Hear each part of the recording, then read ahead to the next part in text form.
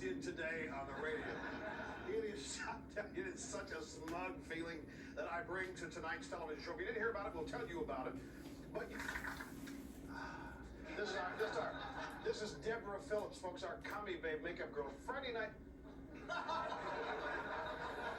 shows are her favorites. You know why? Because it's less of me.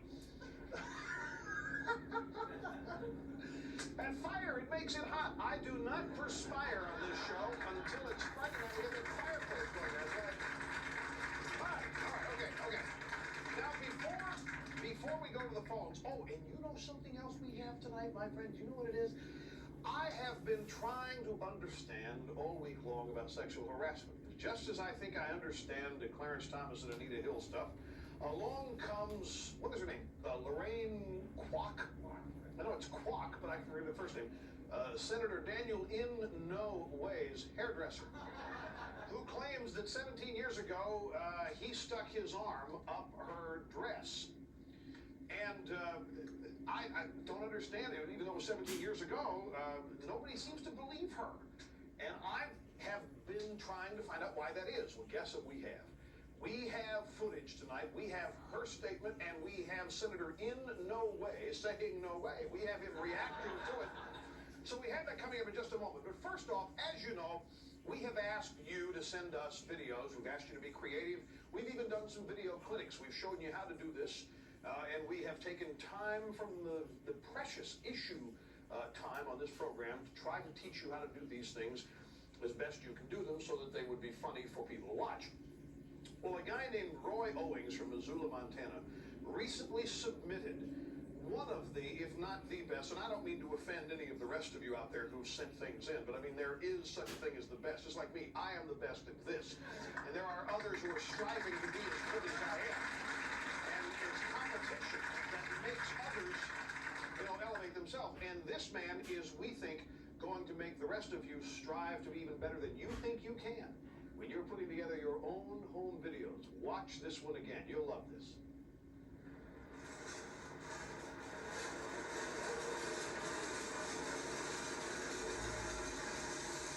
There he is. He's arriving home. Now watch what he does here as he gets home.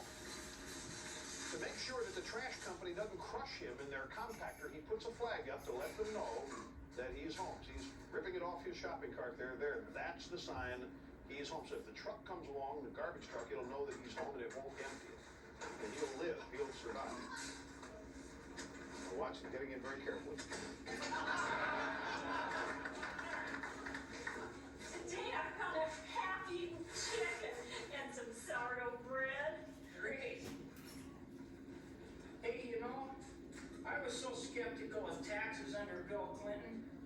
But since we laid off all of the employees and let the business go back to the bank, aborted the children, and sent the house and the car back to the finance company, we don't have to pay any taxes. This is life for the left. With Bill Clinton in the White House, it just doesn't get any better than this.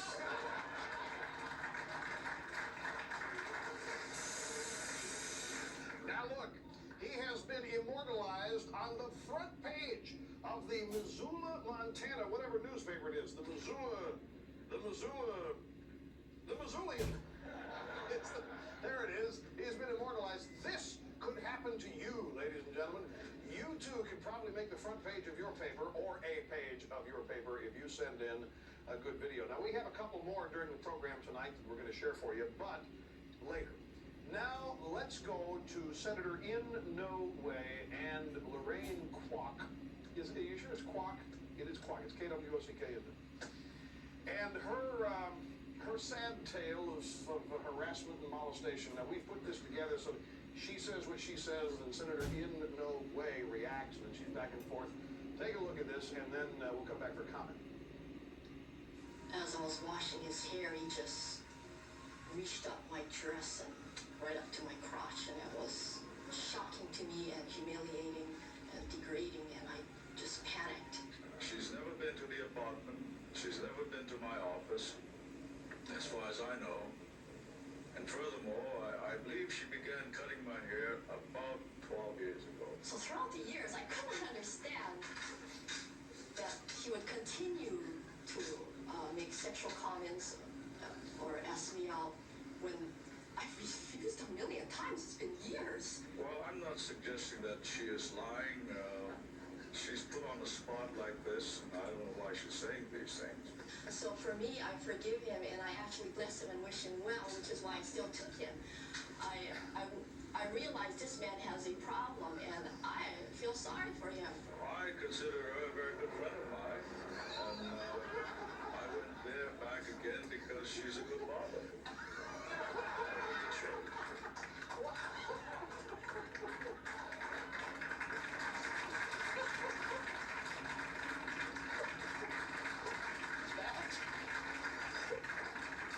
That's harassment.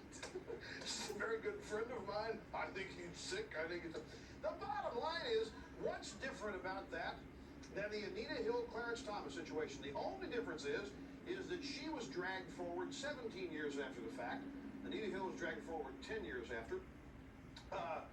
She actually had physical contact. I mean, he put his arm up her dress, and Anita Hill, Clarence Thomas apparently said things to her. But I mean, we're laughing because it's funny the way we put it together, because we're good at this. But the simple fact of the matter is that the feminists are very inconsistent here. How come nobody believes her? She's got this story of true abuse, and he's out there denying it, but I didn't think women made these things up. I thought there's such a serious problem that once the accusation was made, that the problem was so severe that whether, well, we may not have any evidence, but it doesn't matter because it happens, and so we've got to get into it regardless. But nobody believes this woman. Now, I wonder, could it be because Senator In No Way is prominent liberal Democrat with high-ranking credentials in the Senate, a lot of plum committee chairmanships, and all she is a hairdresser. She just the average working stiff. And Anita Hill was this lawyer, Yale graduate. Clarence Thomas is a black conservative. Why, we can't have that. But you have to admit, there's a whole lot of inconsistency. Now, I have a feminist friend, and I called her. I kind of teased her about this. I said, hey, did you hear about the Senator In No Way story? She said, no. So I gleefully and happily told her the story. She said, well, what? Come on, it was 17 years ago. I said, what's the difference in 17 and 10 years? Oh, there's a big difference. Big difference. So, I mean, we got him on this, folks, and that's what we love to do here is point out the hypocrisy, point out the inconsistency, because nobody else in the American media does it. Back with your phone calls after this. On the way. Hi, Rush. My name is Paulette Sewell. This is my government class in Waterloo, Iowa. Today's lesson, political incorrectness. And I want to thank you for helping me put this together. First, let me introduce you to my class. Hi, Rush.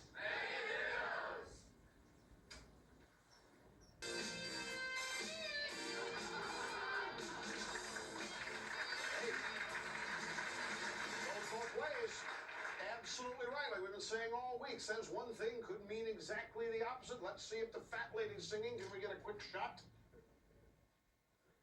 Still not singing, ladies and gentlemen. Must not be over yet. Fire's getting a little low. Let me throw another log on the fireplace. So all you do with the liberal version of the fireplace, you simply rewind the damn thing. And magically another log will appear soon. That flame's big enough now. Very good. All right, another viewer video. And I don't know, they surprise me with these things. I trust the staff to preview these. Say, yep, Rush, it's worth putting on the air. So here's the first one for tonight. Take a look. Hi there, Rush. We're just a few of your die-hard KFK fans from Loomis, Auburn, and Carmichael getting together to share one and only copy of your book. Yeah, and if we could find a store in town that had any left, we'd all have one. We've come to this special place in your honor to demonstrate our loyalty and fearlessness. We all read your warning. Just please be aware that reading this book in the wrong public places could result in its being set on fire or you're being pelted with rotten vegetables.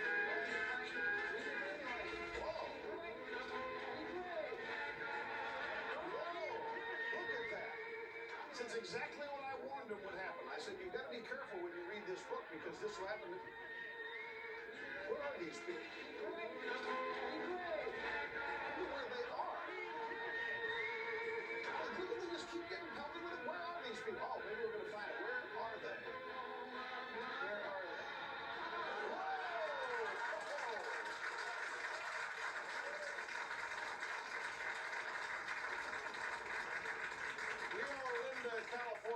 This city dump is such a special place, you need to get a permit in order to get in and dump your trash. All right, let's start with phones. We're going to start in Nashville tonight, and Melody is on the phone. Melody, I'm glad you called. Thank you so much.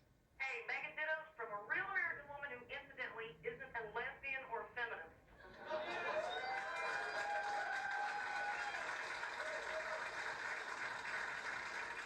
Yeah, I wanted to talk about the issue of... Hey, whoa. I guess that means you find me attractive then. Absolutely. Very good. See, women who don't find me attractive have to be lesbians or feminists. Absolutely, They just right. have to be. I So anyway, agree. what's up, Melody? Well, I want to talk about the issue of Clinton's character here. And I want to say that the press has tried to make President Bush look like a dirty politician because he's done a fabulous job educating and protecting the American people from a crook and a puppet. And I wouldn't be surprised if Ted Kennedy, Tom Foley, and Howard Metzenbaum aren't back there pulling his and Gore's strings, just like Howdy Doody back there. And I'd just like to say that their campaign acts like we don't have a right to know who these men really are. And the only reason why they don't drag up any dirt on Bush is because they don't have a bad character to assassinate on him. And I'd also like to say that the way you led the people on during your radio show yesterday was immense. It was great. Perfect. That was a perfect Well, it made the point, didn't it? I mean, it really did make the point. And this was something that really turned people upside down. We talked a little bit about it on last night's program. And even now, I'm sure there are a lot of people who are wondering, I wonder if he really meant it and is just trying to maybe pull a little subliminal message on people. And I really wasn't. I was simply trying to illustrate something I think that's going on out there with Governor Clinton that people seem to just be looking past and paying no attention to. And I think that was a good way to do it. Melody, I'm glad you called. Thanks so much. This is Tony in Denton, Texas, up next. Tony, thanks for calling and welcome. Megan Dittos, Rush. I love your show. Thank you very much. Rush, I'm calling because I'm deeply concerned. I heard what you said about Clinton at the beginning of your radio show yesterday. I noticed that because of what you said, your character was questioned repeatedly during the remainder of the show. And my question is, if you could redo the first part of yesterday's show, would you still support Clinton, and would you wear the uniform of your country? If I could do that half hour again, if I could, now see what he's asking. Let me illustrate this. You may not get what he's getting at. In the debate, the last debate, Helen Thomas asked Clinton if he could go back 23 years, would he put on the uniform of the country, and would he have any trouble sending American troops off to war given his past? And his answer was, Helen, if I could go back 23 years, I would try to change my answer. Or I would try to have better answers. You know what that means? It means I'd try to come up with the answer to a question that would satisfy you members of the press so you'd stop hounding me about this. I'd try to come up with a better lie that fooled you so that you bought it the first time without having to ask me about it time and time again. That's what he means. So he's asking me if I could go back and redo the first half hour of my radio program where I endorsed Clinton, would I do anything differently? Well, I do think that I would probably go back and ask to do that program not differently. I would just try to say it perhaps in a different way so that you didn't get the idea that you got. And we'll be back with more right after this.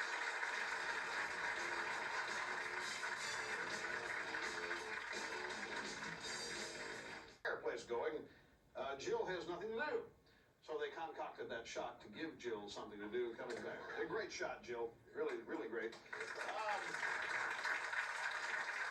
Mike in Cleveland, welcome to the Rush Limbaugh program. Thanks for waiting, too. Hi, Rush. Hi. You know, on Thursday's radio show, you missed the whole point there with this student-assisted suicide. You said that there was no difference between what this student does and what Dr. Kevorkian does. Let me take some time and explain this to people who may not know what you're talking about so that your comments will be in context. In New York City, a 23-year-old school teacher who's got multiple sclerosis and is going through a divorce decided that she didn't want to live. And so she paid a student, a 17-year-old student, to shoot her. And the 17-year-old student did. But he missed. Well, he hit her, but it didn't kill her. She's survived the shot. And I was talking to the audience on Thursday's radio show about this, and I said, now, a lot of people are outraged. A lot of people can't believe that she would do this. This is just horrible. Why, we actually gave a student a gun. I paid him $100 to do it. What a price. Here, take this $100 and shoot me. And so, and I said, it's no different than Jack Kevorkian. It's no different than going out. There he is, Jack the Dripper, Surgeon General in the Clinton administration. No different than going out and bringing him in and asking him to do away with you. So you disagree with that analogy? Oh, yeah, it's definitely different. The difference is, Rush, and that's the whole point, is Jack would not admit it.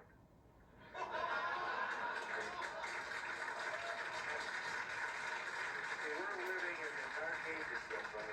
We need to have a legal, safe, professional way for people to get this. We just had our first botched up back alley assisted suicide. I see your point. We've got somebody walking around that's, permanently disfigured because there was no safe legal way. I get you. It's done, and it's society's fault, Rush. If we were more enlightened, this would never have happened. I get his point. Rush, why should women be the only one with a right to choose? Seriously now. And if we're going to let students do it, shouldn't we? Very insensitive of you, Mike, to ask that question. You are running a risk, sir. You are bringing common sense into this arena. That means you're politically incorrect. That really is a great point. We have had our first back alley attempted killing. Had we legalized it, let a doctor come in and do it, she would be dead. Had Kevorkian come in and done it. Now, we shouldn't laugh about this. We really, although it's hard not to, because that's clever. But it really is a point of just how perverted our society has become when people don't see the difference. I actually got some angry comments from people who thought, come on, Rush, there's a big difference when you bring a doctor in and it's supervised and so forth. It's no different, folks. She wants to kill herself, and people think, well, this is America. She should have a right. If she wants to die, let her die. And if she wants to die, and if you want to talk about a right to die, be consistent. But we're not talking about a right to die when a teacher hires anybody, be it Dr. Death or a student, and pays him any amount of money and says, here, kill me. Look at the student. The student has now been corrupted. What if it had been a doctor? The medical profession would have been corrupted. And this is a best illustration of exactly what Kevorkian's doing and what a lot of people want.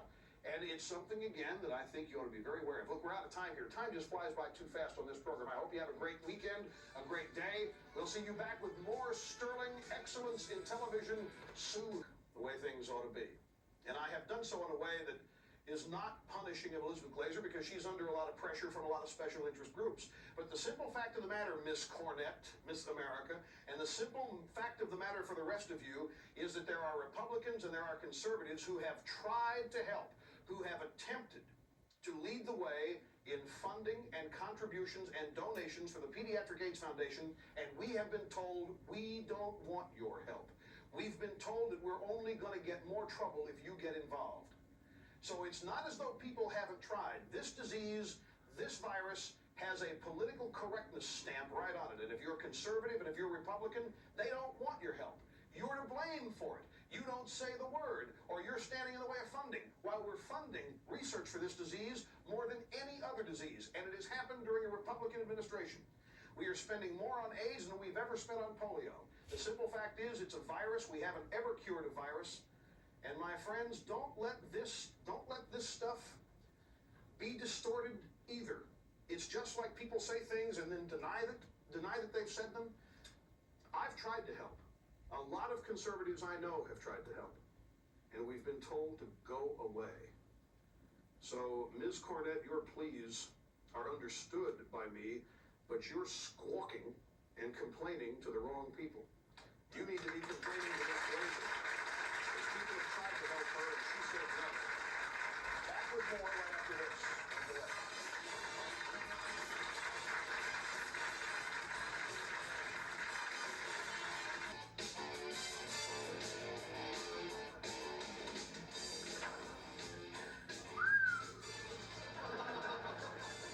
Got Madonna's new book here, folks. I'm just looking for Governor Clinton in here.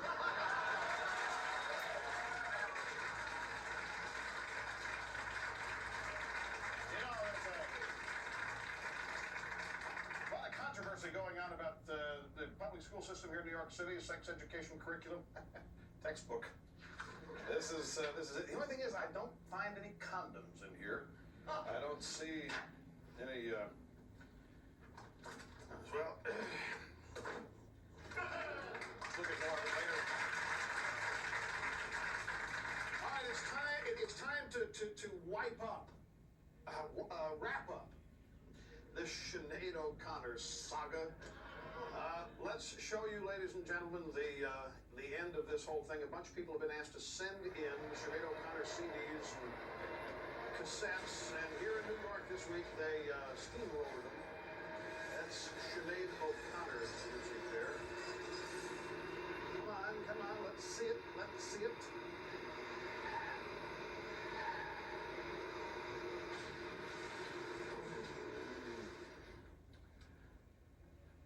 I always thought she sang flat. Anyway. Well, look, we're out of time for our program. Oh, sudden thought. If character doesn't matter in these things, how come Senator Kennedy isn't president? And if character doesn't matter, how come Gary Hart's no longer in the Senate? On our next show, phone calls from you about whatever it is you wish to speak about, and will the fat lady sing? Don't miss our next show.